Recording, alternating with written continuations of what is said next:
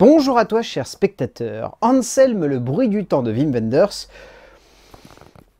Je connais pas plus que ça le travail d'Anselme Kiefer. C'est un nom dont j'ai vaguement entendu parler, mais je me suis pas plus plongé dedans. Non, je dois avouer que pour ce documentaire, ce qui me donnait réellement envie, c'est déjà le plaisir de retrouver Wim Wenders. Mais au-delà de ça, le fait que ce soit la proposition d'un documentaire fait par un cinéaste que j'aime beaucoup, qui plus est en 3D. Chose qui devient de plus en plus rare, voir des films en 3D. Donc, les trois combinés, ça me donnait réellement envie de voir ce que ce projet pouvait donner. Le résumé pour faire simple, Anselme Kiefer est un artiste allemand qui a fortement marqué la deuxième moitié du XXe siècle en s'imposant comme une figure forte d'une nouvelle vague interprétant l'histoire de son pays par le biais de son art.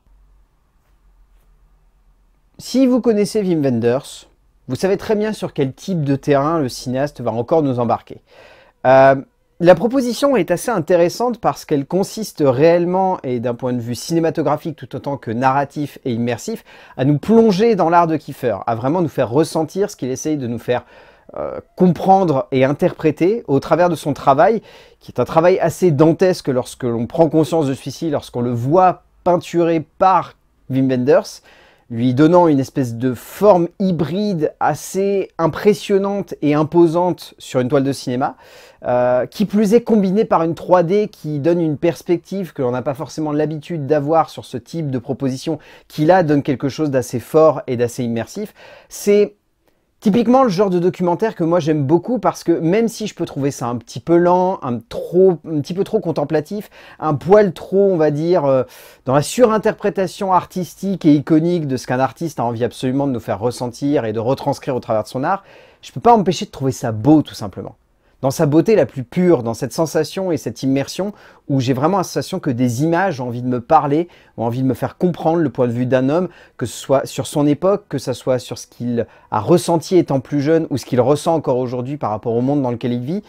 C'est un film qui est aussi simple que finalement très profond en fait dans son interprétation d'un art qui peut sembler par moments très anecdotique et qui pour autant arrive à retranscrire plein d'émotions qu'on traverse un petit peu tous à chaque instant de notre vie. Il est difficile de simplement parler d'un homme, chercher à comprendre ce qui le motive en tant qu'artiste, ce qui le porte en tant qu'humain, et surtout ce qui fait, plus qu'un autre, que son œuvre a marqué son époque, continue de le faire, et surtout le fait avec une telle puissance que l'on ne peut s'en détourner. Wim Wenders filme Anselme Kiefer avec beauté ici, le magnifiant par le biais de son travail esthétique et plastique surprenant, lui donnant une perspective visuelle et sensorielle rarement faite par d'autres que lui, pour un moment de 7e art pouvant sonner comme une redite de certains de ses précédents documentaires, mais où encore une fois la générosité du cinéaste porte totalement l'artiste au centre de son travail. En termes d'écriture et de mise en scène, bon, le film n'est pas très audacieux dans le sens où je dirais pas qu'il va dans des sens un petit peu balisés, mais on sent que Wim Wenders, son objectif, c'est surtout de nous faire comprendre l'art de Kiefer. Donc à partir de là, la proposition, elle est purement sensorielle, immersive et graphique. Elle n'est pas tant que ça narrative. Si on devait s'arrêter sur le point de vue narratif, il y a cette idée durant les derniers instants du métrage de mettre face à face Kiefer et son passé. Et le reste du temps, c'est plus, on suit Kiefer, on le voit en train d'essayer de comprendre son art, de le mettre en forme. On essaye de suivre au travers de plusieurs chapitres de sa vie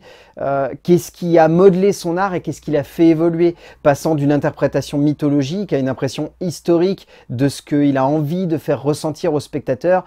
par le biais de son art. Et tout ça, en fait, ça peut sembler très simple, voire même, ça peut sembler bateau, en fait, comme structure narrative ou comme manière de composer autour d'un homme. Mais d'un point de vue cinématographique et connaissant le travail de Wim Wenders, on sent qu'il y a ce côté très mélancolique de vouloir contempler un homme qui, au travers de son art, a voulu montrer les horreurs de l'humanité, quitte à parfois les magnifier et être critiqué par cela, voire même être traité de fasciste, ou ensuite de surimpressionniste de l'art, cherchant un petit peu trop à mystifier une histoire. Enfin, c'est surprenant en fait de voir le chemin que prend Wim Wenders parce qu'il prend vraiment le même cheminement qu'a eu l'histoire et l'opinion publique sur le travail de Kiefer, passant du jeune artiste totalement adoubé à l'artiste controversé remettant en cause l'histoire, à celui cherchant à magnifier certaines périodes de l'histoire, quitte à carrément mettre en perspective la guerre du Golfe et certains événements de la Seconde Guerre mondiale. Enfin, Wenders choisit vraiment de brasser très large, mais de le faire de manière très simple. Et cette simplicité passe par cette 3D, par cette mise en scène, par cette magnification de l'art qui prend par l'œil de cinéaste de Wim Wenders une nouvelle forme, une nouvelle dimension, une nouvelle compréhension, une nouvelle interprétation. Et c'est ça en fait qui ressort le plus de sa mise en scène et de son travail de cinéaste. C'est cette sensation de ne pas seulement vouloir filmer des belles œuvres d'art, mais de vouloir leur donner une puissance et une iconisation cinématographique qui ne peut que passer par le cadre et la 3D. Wenders accompagne Kiefer, ne cherche pas uniquement à rendre son travail beau ou même simplement esthétique, mais accompagne totalement sa démarche artistique par le biais d'un travail cinématographique cherchant à remettre en perspective sa carrière par rapport à l'évolution de son œuvre. En se plaçant dans ce centre d'expérimentation qu'il a mis en place en France, le cinéaste donne au travail plastique de Kiefer une dimension artistique folle par le biais de cette esthétique tout en relief, qui donne une perspective autre au travail de l'artiste, donnant une intensité supplémentaire à son œuvre, une vigueur et un graphisme rare que seul le cinéaste peut donner avec cette 3D qui accompagne le mouvement. Bien plus que de livrer un bel hommage à un plasticien hors norme, Wenders donne une nouvelle visibilité à son auteur, donne une dimension supplémentaire à son travail, donne une force et une forme nouvelle à un objet unique et fascinant. En termes de casting, bon, il n'y a pas grand chose à en dire là-dessus, c'est Kiefer qui porte le film. C'est Kiefer par sa présence, c'est Kiefer par le jeu qu'il a autour de son œuvre d'art, autour de ses travaux, autour même juste de l'aspect fantomatique presque des 30 dernières minutes du long métrage.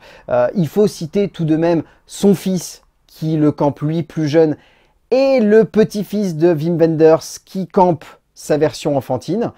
Mais dans l'ensemble, oui, c'est Kiefer qui porte littéralement ce film parce que c'est lui, parce que le film porte son nom et parce que c'est ses œuvres d'art qui portent le long métrage. Kiefer nous accompagne tout du long de ce voyage dans son esprit, ne nous quitte quasiment jamais, que ce soit par sa présence physique ou la présence de son art tout aussi charismatique que la sienne. Au bout du compte, Anselme le bruit du temps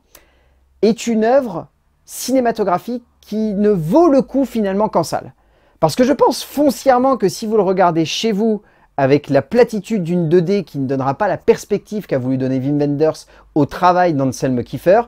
le film va vous sembler plat, possiblement ennuyeux, pas très intéressant, et je pourrais comprendre. Parce que le cinéma de Wenders est très contemplatif. Prend son temps, choisit d'amener presque une lassitude et une lourdeur dans certaines séquences, mais magnifié par la mise en scène qui est ici présente, amplifiée par la 3D, ça a une perspective, ça a une densité, ça a une générosité qui emmène totalement le long métrage et qui donne une autre dimension au sens de documentaire et de portrait autour d'Anselme Kiefer. Donc, allez voir en salle Anselme le bruit du temps de Wim Wenders parce que chez vous, ça n'aurait aucun sens. Ça serait un petit peu dommage parce que vous perdriez toute une dimension du film et c'est en salle vraiment qu'on comprend la puissance de ce film, même si ça peut sembler un poil autorisant par moment. A plus.